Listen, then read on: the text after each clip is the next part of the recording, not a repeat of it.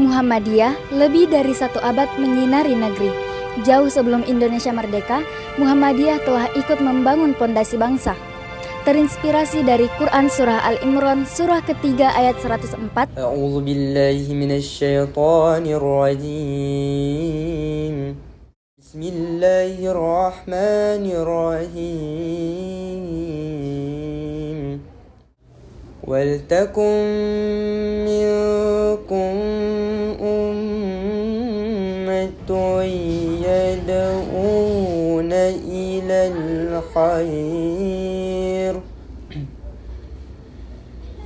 wa ya'muruna bil ma'ruf wa yanhauna 'anil munkar wa ulaika humul muflihun.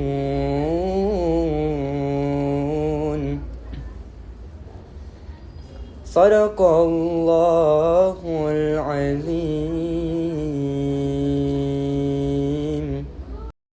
Ayat tersebut yang mendorong agar umat membentuk satu gerakan yang menyeru kepada kebaikan dan mencegah dari kemungkaran. Kiai Haji Ahmad Dahlan mengorganisir umat untuk dakwah amar ma'ruf nahi mungkar mencakup 3 area, yaitu santunan kaum du'afa atau feeding, pendidikan atau schooling, dan kesehatan atau healing. Santunan kaum duafa atau feeding. Di awal berdirinya, Muhammadiyah mendorong anggotanya untuk memberi makan, memberi pakaian, dan perlindungan kepada orang miskin di Kauman Jogja. Kini, Muhammadiyah memiliki 384 panti asuhan yatim piatu yang tersebar luas di Indonesia.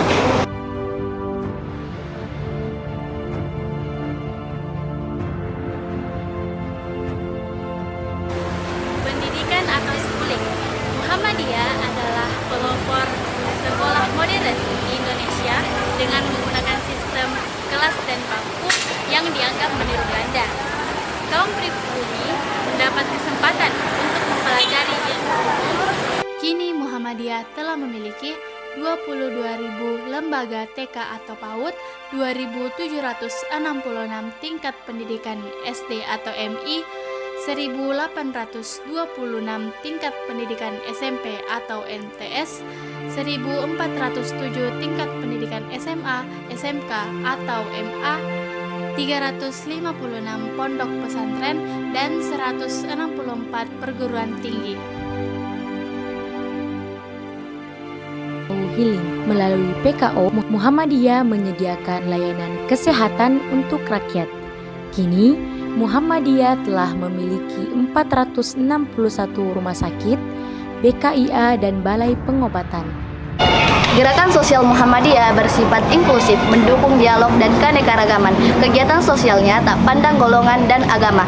Bahkan Muktamar ke-47 di Makassar melahirkan rekomendasi tentang dakwah komunitas, pelayanan terhadap kelompok difabel dan minoritas, serta peningkatan tradisi ilmiah dan dialog antar mazhab dalam mengatasi konflik di Indonesia, serta penegasan negara Pancasila sebagai Darul Ahdi wa Syahadah. Bukan hanya dalam gerakan sosial, Muhammadiyah pun berkontribusi dalam perjuangan kemerdekaan. Panglima Besar Jenderal Sudirman adalah anak Muhammadiyah dan kader Hizbul Watan. Pasca kemerdekaan dalam politik masa kemerdekaan, tokoh-tokoh Muhammadiyah seperti Kiai Haji Mas Mansur, Tubagus Hadi Kusumo, Kasman Sinobinojo, Kahar Muzakir, Insinyur Haji Juanda, dan Soekarno adalah pelaku utama dalam pembentukan negara Indonesia. Era reformasi Indonesia tahun 1998 tak lepas dari peran Amin Rais yang pada saat itu menjabat sebagai Ketua Umum Pimpinan Pusat Muhammadiyah yang juga dikenal sebagai Bapak Reformasi. Mulai dari kaum kini gerakan dan kaum tersebar luas di seluruh Indonesia. Dia adalah ormas yang memiliki penyebaran anggota merata di seluruh provinsi yang ada di Indonesia.